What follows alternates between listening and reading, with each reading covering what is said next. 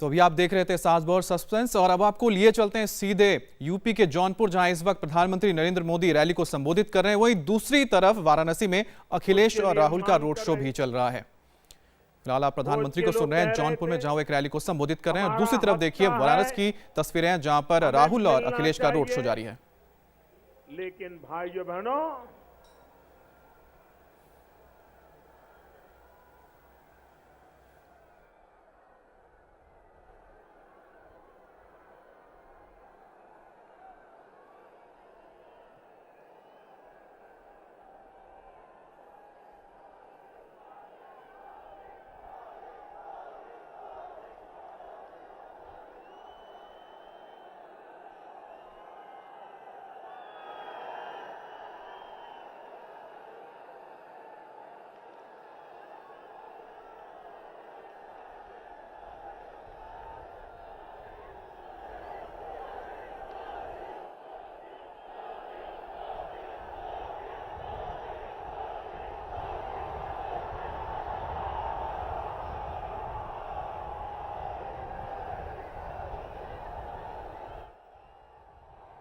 भारत माता के,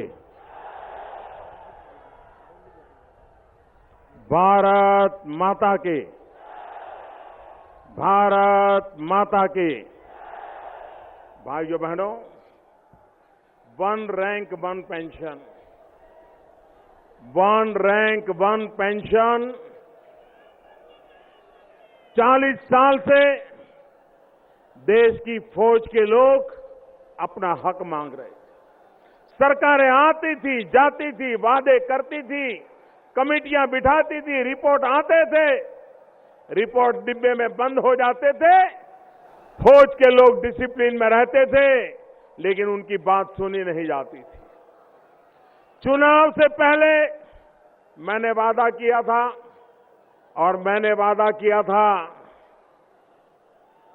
कि भारतीय जनता पार्टी की दिल्ली में सरकार बनते ही हम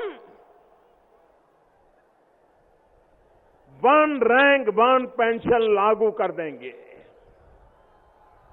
भाइयों बहनों, ये पुरानी सरकार ने कितनी बेईमानी की थी। वन रैंक वन पेंशन के लिए चुनाव में लाभ लेने के लिए चुनाव के 2 महीने पहले 500 रुपया घोषित कर दिया था, और पूरे चुनाव में फौजियों की मीटिंग ले लेकर के कह रहे थे कि आपके लिए हमने वन रैंक वन पेंशन लागू कर दिया है। जब मैं आया, मैंने हिसाब किताब देखा, भाइयों बहनों, 500 रुपया दे करके इस देश के फौज का ऐसा अपमान किया इन्होंने, ऐसा अपमान किया जो कभी कोई नहीं कर सकता।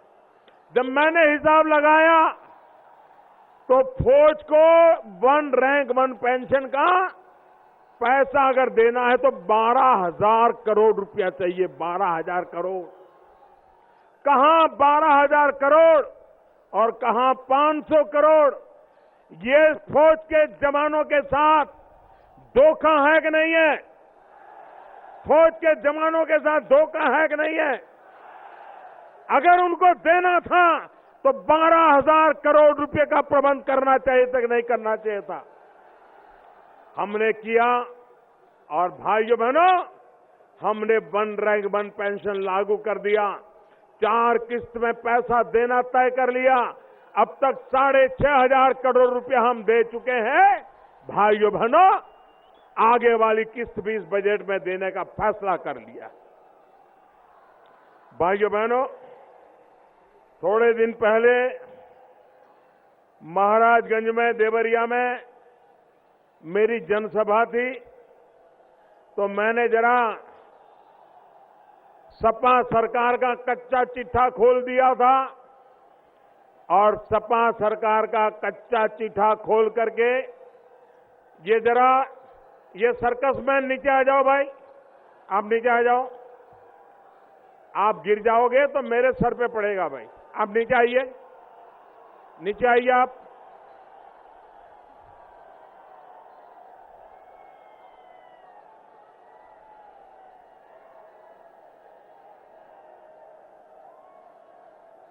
भाइयों बहनों,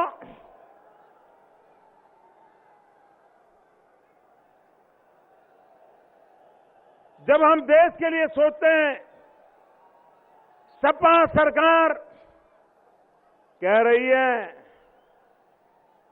काम बोलता है,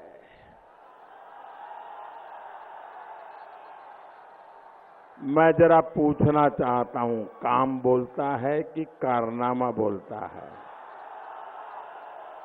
काम बोलता है कि कारनामा बोलता है? काम बोलता है कि कारनामा बोलता है? तो उनको बुरा लग गया कि मोदी जी ऐसा क्यों बोल रहे हैं। तो मैंने सोचा चलो भाई उन्हीं की सरकार की वेबसाइट देख लें।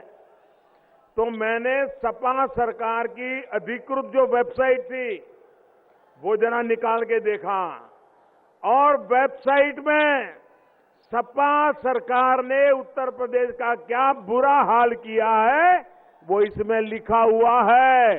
जब मैंने पब्लिक में पढ़ दिया तो लखनऊ से ऑर्डर निकला, सपा सरकार लाल पीली हो गई, बौखला गए।